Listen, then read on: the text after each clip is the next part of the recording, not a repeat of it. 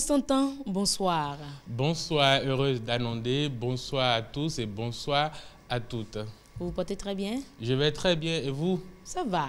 Ça se voit que ça va bien. Je suis content de vous retrouver ce soir. Merci Maurice Tonton. Alors, vous abordez ce soir un sujet assez particulier, je dirais, hein?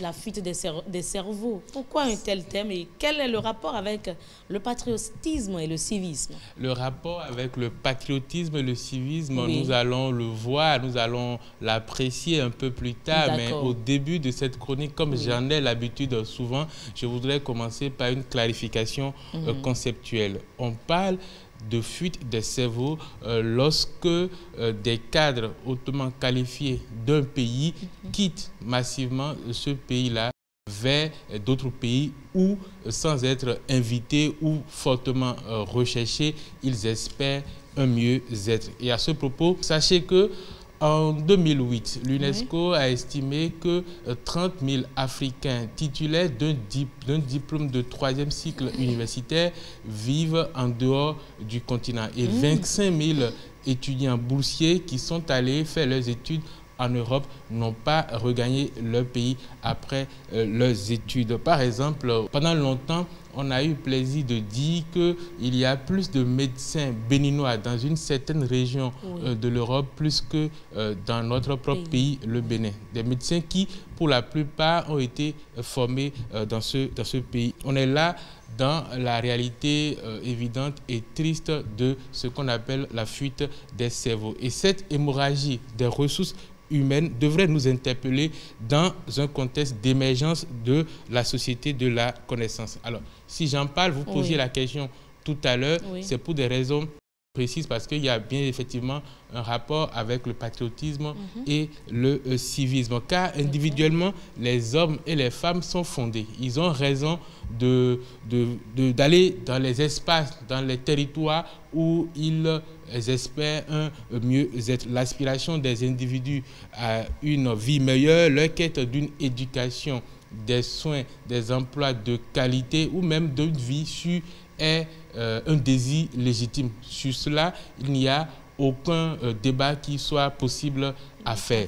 Mais d'un point de vue communautaire, lorsqu'on est dans une perspective de faire État-nation et face aux enjeux de développement de la patrie, il y a une responsabilité suprême qui s'impose et qui dépasse les logiques individuelles de bonheur ou bien de mieux-être. Le patriotisme se définit comme l'amour de la patrie, le désir et la volonté de se dévouer, de se sacrifier pour la défendre. Dès lors, face à la problématique de la fuite des cerveaux, le patriotisme se révèle comme une solution. Bien sûr, ce n'est pas d'ordre scientifique.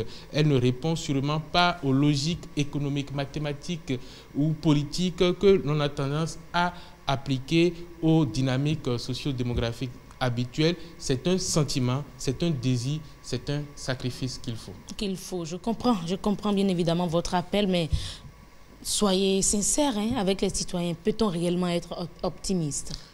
Moi, je suis optimiste. Je suis optimiste et je le suis car je rencontre de plus en plus de personnes, de cadres, des Béninois formés qui peuvent prétendre à une vie, disons, paisible ailleurs, mais qui, par amour de la patrie, décident de rentrer au pays. Ils rentrent pour entreprendre ou pour mettre leurs compétences au service du développement de la nation à travers l'administration publique ou bien en prenant des emplois salariés. Si le Bénin veut s'engager sur la voie du développement et réussir, le pays a nécessairement besoin de tous ses fils et de toutes ses filles. L'engagement qui doit être la nôtre ne doit pas répondre uniquement à notre logique individuelle. Il faut répondre également au dévouement au profit de la nation. Certes, ce n'est pas la norme, on ne va pas se sacrifier tous les jours pour la nation, mais qui dit patriotisme dit également sacrifice, ce qui implique que nous devons accepter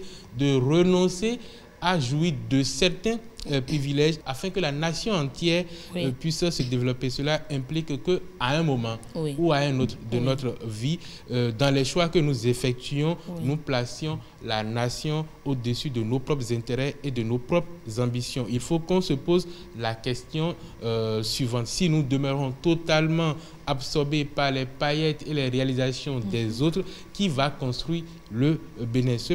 Cependant, ma chère, heureuse, pour que la fuite des cerveaux cesse et que les cerveaux eux-mêmes prennent conscience de leurs responsabilités vis-à-vis de la patrie, il est fondamental que la patrie elle-même joue correctement sa partition. Et à ce propos, j'ai quelques questions, des questions pour lesquelles je n'ai pas encore de réponse.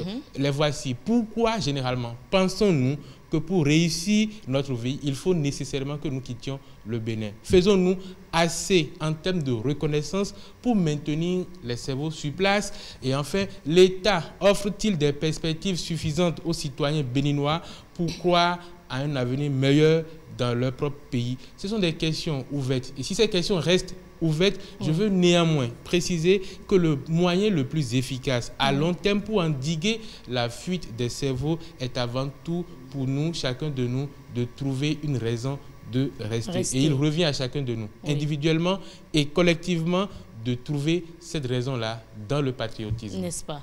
Voilà, on comprend alors le lien qui existe voilà, entre le patriotisme et le civisme, je vais y arriver, avec la fuite des cerveaux. Oui, c'est-à-dire à la fin, on se rend compte... Je ne relance pas le débat. Le temps qui nous est imparti tire à sa fin.